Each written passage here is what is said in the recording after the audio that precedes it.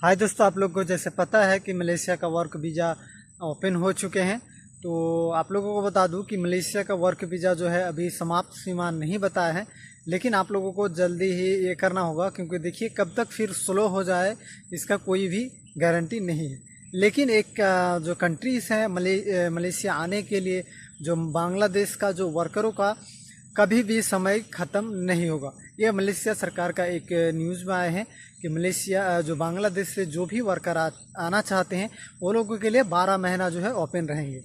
लेकिन जो other countries हैं, वो अदर कंट्रीज से जो फॉरेन वर्कर आना चाहते हैं, नेपाल, बांग्लादेश, पाकिस्तान और इंडिया, इंडोनेशिया, बहुत सारे देश से यहाँ पर वर्कर आते हैं और यहाँ पर आके काम करते हैं।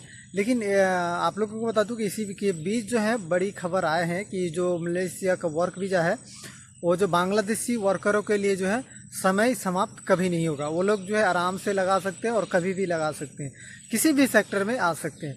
लेकिन अगर आप आना चाहते हैं, अगर इंडिया से हैं, नेपाल से हैं, पाकिस्तान से हैं, तो आप लोगों का जो है टाइम लिमिट के हिसाब से, तो अभी टाइम जो है समाप्त होने का अभी कोई टाइम नहीं बताया है हालांकि।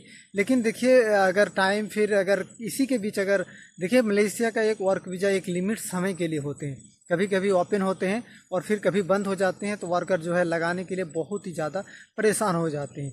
तो आप लोगों को ये सोच के मलेशिया का वर्क वीज़ा लगाना होगा। अगर आप इच्छुक हैं, तो अगर आप आना चाहते हैं, अगर मलेशिया में वर्क करना चाहते हैं, काम करना चाहते हैं किसी भी सेक्टर में, अगर आप होटल का सेक्टर जो होटल में काम करना चाहते हैं, या तो फिर आप एग्रीकल्चर जैसे खेती का काम करना चाहते हैं, या तो फिर कॉन्ट्रैक्शन का काम करना चाहते हैं। और अगर एक आप लोगों को बता दूं कि ज़्यादातर लोग जो हैं प्लांटेशन का वर्क में आते हैं। ये जो पाम ऑयल प्लांटेशन है, इसमें ज़्यादातर वर्क जो आना पसंद करते हैं, कहीं से भी जो है ज़्यादातर वर्क आना चाहते हैं जो लो क्लास के होते हैं। क्योंकि देखिए, अगर हाई फाई क्लास का अगर कोई भी आदमी रहेगा तो खास करके प्लांटेशन वर्क में नहीं आएगा। और आप लोगों को बता दूं, ज़्यादातर लोग जो है प्लांटेशन का ही ये करते हैं, चॉइस करते हैं। आप लोगों को बता दूं कि जो ज़्यादातर अगर प्लांटेशन का चॉइस करते हैं कौन कौन कंट्रीज़ के वर्कर, तो ज़्यादातर जो है इंडिया हो गया, बांग्लादेश हो गया, नेपाल हो गया और इंडोनेशिया हो गया। इस तरह का जो है कंट्रीज से जो फॉरेन वर्कर्स आते हैं मलेशिया में काम करने के लिए, तो ये लोग जो है ज़्यादातर जो है प्लांटेशन वर्क में जो करना पसंद करते हैं। और पाकिस्तानी की अगर बात करूँ तो ये लोग बहुत ही कम आते हैं प्लांटेशन का काम में, बहुत ही कम। ये लोगों का जो है आना बहुत ही कम हो जाते हैं। और ये लोग दूसरे सेक्टर में आते हैं, जैसे बहुत सारे एग्रीकल्चर का हो गया, या तो फिर ये लोग होटल लाइन में हो गए, और कॉन्ट्रैक्शन का काम जैसे बिल्डिंग लाइन में हो गए। ये लोग जो है पाकिस्तान के ज़्यादा वर्कर आते हैं यहाँ पर। और इंडिया के वर्कर भी आते हैं, ऐसा बात नहीं है, सभी सेक्टर में आते हैं। लेकिन अगर ज़्यादातर पसंद करते हैं तो ज़्यादातर जो है ये प्लांटेशन का काम को पसंद करते हैं। और इसको जो है इसमें कोई डिग्री नहीं लगते हैं।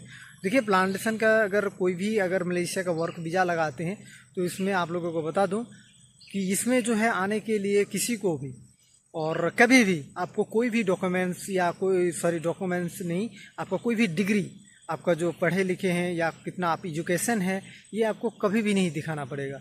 आप अगर अनपढ़ भी रहते हैं, आप अनएडुकेशन रहते हैं, तो भी आपको यहाँ पर काम मिल जाएगा, क्योंकि ये वर्क वीज़ा है, यहाँ पर कोई भी आप काम कर सकते हैं। इसमें आप अगर कॉन्ट्रैक्शन का काम करें तो ये बिल्डिंग का काम हो गया, इसमें कोई भी आपका डिग्री नहीं चाहिए और ना ही आपको कोई एजुकेशन होना चाहिए।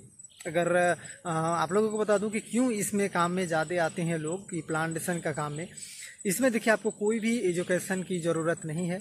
आप पढ़े लिखे हैं या फिर अनपढ़ हैं, तो भी आपको जो है यहाँ पर काम करने मिल जाएंगे मलेशिया में। और अगर आप एग्रीकल्चर के काम में जाते हैं, खेती बाड़ी का, तो भी मिल जाएगा। लेकिन होटल का काम में भी मिल जाते हैं। लेकिन अगर आप थोड़ा पढ़ा लिखा रहते हैं तो भी उसमें थोड़ा ये करते हैं, क्योंकि देखिए यहाँ पर अगर आप भाषा नहीं जानते हैं और लैंग्वेज यहाँ पर अगर आपको मालूम नहीं रहते हैं तो बहुत ज़्यादा मुश्किल होते हैं।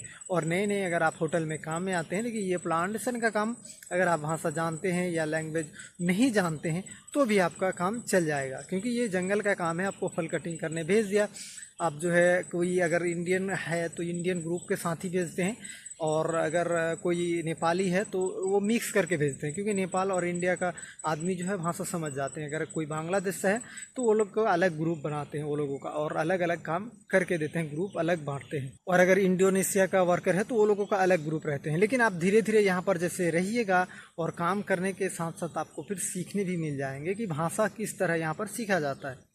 क्योंकि देखिए यहाँ पर अगर आप रहते हैं तो यहाँ पर थोड़ा मोड़ा तो लैंग्वेज आपको सीख जाना पड़ेगा ही, और सीख जाइएगा धीरे धीरे जो है भाषा हर कोई सीख जाते हैं। अगर आप किसी के साथ रहिएगा, घुल मिल जाइएगा, तो आपको लैंग्वेज जो है कुछ ना कुछ जो धीरे धीरे जो है आप सीख जाएंगे। तो फिर आप दो उसका ग्रुप में या तो कोई इंडियन इंडोनेशिया के साथ, और बांग्लादेशी इंडिया के साथ, और नेपाली जो है कभी बांग्लादेशी के साथ, इस तरह जो है काम करते हैं यहाँ पर प्लांटेशन का वर्क में। और अगर होटल की बात करूँ तो होटल में भी इसी तरह होते हैं।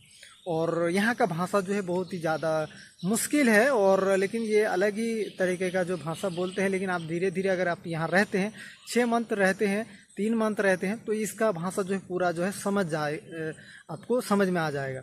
और बोलने के लिए आपको 6 महीना 1 साल तक लग जाएगा। जैसे वो लोगों की तरह अगर आप बोलना चाहते हैं, वो लोगों की तरह आप सीखना चाहते हैं भाषा, तो आपको उसके जैसा मतलब रहने के साथ, उसके साथ रहने, अगर आप उसके साथ काम करते हैं, वर्क करते हैं, तो फिर आपको धीरे धीरे उसका भाषा जो है आसानी से जो है लैंग्वेज जो है सीखने के लिए आसानी हो जाएंगे, और सीख भी पाएंगे आप लोग।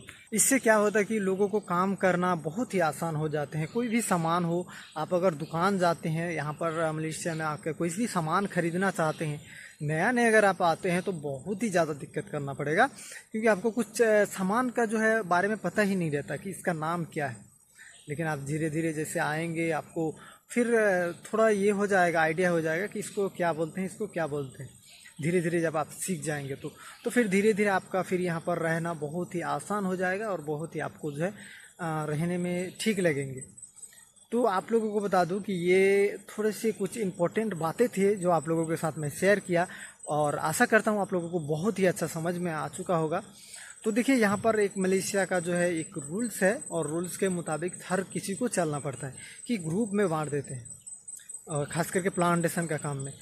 तो अगर आप होटल में आते हैं तो भी दिक्कत, क्योंकि देखिए आपको जो भी होटल का जो भाड़े में जो होटल बुक करते हैं, वो लोग को आके फिर आपको उसको साथ खाना पहुंचाना होता है, बहुत सारी चीज़ जो है उसको खाना खिलवाना होता है। तो ये जो है वो उसका लैंग्वेज अगर आप नहीं समझ पाते हैं, आपको क्या बोल रहे हैं लाने के लिए, तो ये बहुत ही मुश्किल हो जाता है। फिर जब आप 1 साल हो जाएगा, फिर आप ये सीख जाएंगे तो बहुत ही आसान हो जाएगा। फिर आपको ही खुद लैंग्वेज सीखने की ज़रूरत नहीं है, आप खुद भी उसका लैंग्वेज सीख के फिर बहुत ही ज़्यादा स्पीड से बोल सकते हैं। तो आप लोगों को बता दूं कि कौन कौन सा काम में आप लोगों को अगर अच्छा लगता है, जो काम आप लोगों को अच्छा लगता है उस काम में आप लोग वर्क वीज़ा लगाइए। अभी जो है बहुत ही आप लोगों के पास टाइम है, और आप लोग आराम से लगा सकते हैं। ऐसा नहीं कि आपके हाथ में मौका आए और आप जो है मौका गंवा दिए, फिर आपको फिर पछताना पड़े कि मलेशिया का वर्क वीज़ा क्यों चालू नहीं हो रहे हैं और क्यों रिक्वायरमेंट नहीं आ रहा है। ये बहुत ही भाई लोगों के साथ होता है कि जैसे आने के वक्त जब वो सोचते हैं कि मलेशिया का वर्क में जाएंगे, कुछ प्लान करते हैं, लेकिन वो आ नहीं पाते हैं। वर्क वीज़ा जो है ओपन रहते हैं, बंद रहते हैं, ओपन नहीं रहते हैं, तब फिर वो लोग इंतज़ार करते हैं। और मेरा एक ये है कि आप लोगों को हर जो भी अपडेट नए आते हैं मैं आप लोगों के साथ शेयर करता हूं। तो दोस्तों आप लोगों से मैं एक ही गुजारिश करूंगा, अगर अभी तक मेरे यूट्यूब चैनल को आप लोग सब्सक्राइब नहीं किए हैं तो प्लीज़ मेरे यूट्यूब चैनल को सब्सक्राइब कर लीजिए। इसी तरह इन्फॉर्मेशन वीडियो और इन्फॉर्मेटिव वीडियो देखने के लिए मेरे यूट्यूब चैनल को आप लोग सब्सक्राइब करके रख लीजिए, क्योंकि सबसे पहले आप लोगों के पास नोटिफिकेशन पहुँच जाएगा मेरा वीडियो का। तो मिलते हैं इसी तरह नई वीडियो के साथ और नई वीडियो में। तो तब तक के लिए जय हिंद, जय भारत।